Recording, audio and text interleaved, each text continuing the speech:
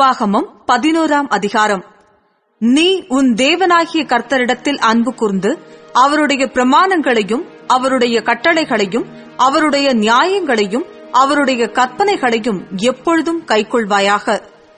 உங்கள் தேவனாகிய கர்த்தர் செய்த சிற்றியையும் அவருடைய மகத்துவத்தையும் அவருடைய பலத்த கையையும் அவருடைய ஓங்கிய புயத்தையும் அவர் எகிப்தின் நடுவிலே எகிப்தின் ராஜாவாகிய பார்வோனுக்கும் அவன் தேசம் அனைத்திற்கும் செய்த அவருடைய அடையாளங்களையும் அவருடைய கிரியைகளையும் எகிப்திய சேனையும் அவர்கள் குதிரைகளும் ரதங்களும் உங்களை பின்தொடர்ந்து வருகையில் கர்த்தர் சிவந்த சமுத்திரத்தின் ஜலத்தை அவர்கள் மேல் புரள பண்ணி இந்நாள் வரைக்கும் இருக்கிறது போல அவர்களை அழித்த அவருடைய செய்கையையும் நீங்கள் இவ்விடத்திற்கு வருமளவும் அவர் உங்களுக்கு வனாந்திரத்தில் செய்ததையும் பூமி தன் வாயை திறந்து எலியாப் என்னும் ரூபன் குமாரனுடைய மக்களான தாத்தானையும் அபிராமையும் அவர்கள் குடும்பங்களையும் அவர்கள் கூடாரங்களையும் இஸ்ரவேலர் எல்லாருக்குள்ளும் அவர்களுக்கு இருந்த அவர்களுடைய சகல பொருள்களையும் விழுங்கும்படி செய்ததையும் அறியாமலும் காணாமலும் இருக்கிற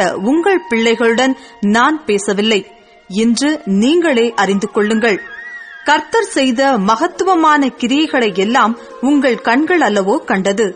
ஆகையால் நீங்கள் பலப்படும்படிக்கும் நீங்கள் சுதந்தரிக்கப் போகிற தேசத்துக்குள் பிரவேசித்து அதை சுதந்தரிக்கும்படிக்கும் கர்த்தர் உங்கள் பிதாக்களுக்கும் அவர்கள் சந்ததிக்கும் கொடுப்பேன் என்று அவர்களுக்கு ஆணையிட்ட பாலும் தேனும் ஓடுகிற தேசத்தில் நீங்கள் நீடித்து வாழும்படிக்கும் இன்று நான் உங்களுக்கு கற்பிக்கிற கற்பனைகளை எல்லாம் கைக்கொள்வீர்களாக. நீ சுதந்தரிக்கப் போகிற தேசம் நீ விட்டு வந்த எகிப்து தேசத்தைப் போல் இராது. அங்கே நீ விதையை விதைத்து கீரை தோட்டத்திற்கு நீர் பாய்ச்சுகிறது போல உன் காலால் நீர் பாய்ச்சி வந்தாய். நீங்கள் சுதந்தரிக்கப் போகிற தேசமோ மலைகளும் பள்ளத்தாக்குகளும் உள்ள தேசம். அது வானத்தின் மழை தண்ணீரை குடிக்கும் தேசம். அது உன் தேவனாகிய கர்த்தர் விசாரிக்கிற தேசம். வருஷத்தின் துவக்கம் முதல் வருஷத்தின் முடிவு மட்டும் எப்பொழுதும் உன் தேவனாகிய கர்த்தரின் கண்கள் அதின்மேல் வைக்கப்பட்டிருக்கும்.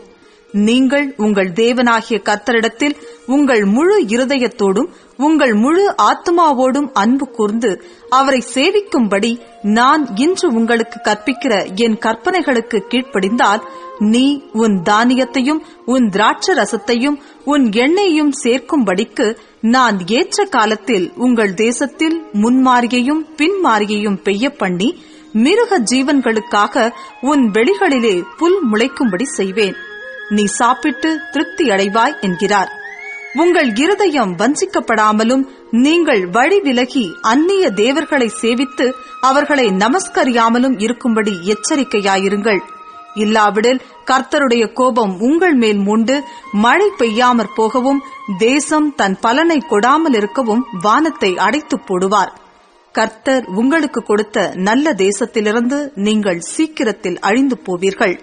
ஆகையால் கர்த்தர் உங்கள் பிதாக்களுக்கு கொடுப்பேன் என்று அவர்களுக்கு ஆணையிட்ட தேசத்தில் உங்கள் நாட்களும் உங்கள் பிள்ளைகளின் நாட்களும் பூமியின் மேல் வானம் இருக்கும் நாட்களைப் போல அநேகமாயிருக்கும்படிக்கு நீங்கள் என் வார்த்தைகளை உங்கள் இருதயத்திலும் உங்கள் ஆத்துமாவிலும் பதித்து அவைகளை உங்கள் கையின் மேல் அடையாளமாக கட்டி உங்கள் கண்களின் நடுவே ஞாபக குறியாக வைத்து அவைகளை உங்கள் பிள்ளைகளுக்கு உபதேசித்து நீங்கள் வீட்டில் உட்கார்ந்திருக்கிற போதும் வழியிலே நடக்கிற போதும் படுத்துக் கொள்ளுகிற போதும் எழுந்திருக்கிற போதும் அவைகளை குறித்து பேசுவீர்களாக. அவைகளை உங்கள் வீட்டு நிலைகளிலும் உங்கள் வாசல்களிலும் எழுதுவீர்களாக. நீங்கள் உங்கள் தேவனாகிய கர்த்தரிடத்தில் அன்பு கூர்ந்து அவர் வழிகளிலெல்லாம் நடந்து அவரை பற்றிக் கொண்டிருக்கும்படி நான் உங்களுக்கு செய்ய கற்பிக்கிற இந்த கற்பனைகளை எல்லாம் ஜாக்கிரதையாய் கைக்கொள்வீர்களானால் கர்த்தர் உங்களுக்கு முன்பாக அந்த ஜாதிகளை எல்லாம் துரத்தி விடுவார். உங்களை பார்க்கிலும் ஜனம் பெருத்த பலத்த ஜாதிகளை நீங்கள் துரத்துவீர்கள். உங்கள் உள்ளங்கால் மிதிக்கும் இடமெல்லாம் உங்களுடையதாயிருக்கும். வனாந்திரத்தையும் லீபனோனையும் தொடங்கி ஐப்பிராத்து நதியையும் தொடங்கி கடைசி சமுத்திரம் வரைக்கும் உங்கள் எல்லையாயிருக்கும். உங்கள் முன் ஒருவரும் எதிர்த்து நிற்பதில்லை. உங்கள் தேவனாகிய கர்த்தர் உங்களுக்கு சொன்னபடி உங்களால் உண்டாகும் பயமும் கெடியும் நீங்கள் மிதிக்கும் பூமியின் மேலெல்லாம் வரப்பண்ணுவார். இதோ இன்று நான் உங்களுக்கு முன்பாக ஆசீர்வாதத்தையும் சாபத்தையும் வைக்கிறேன்.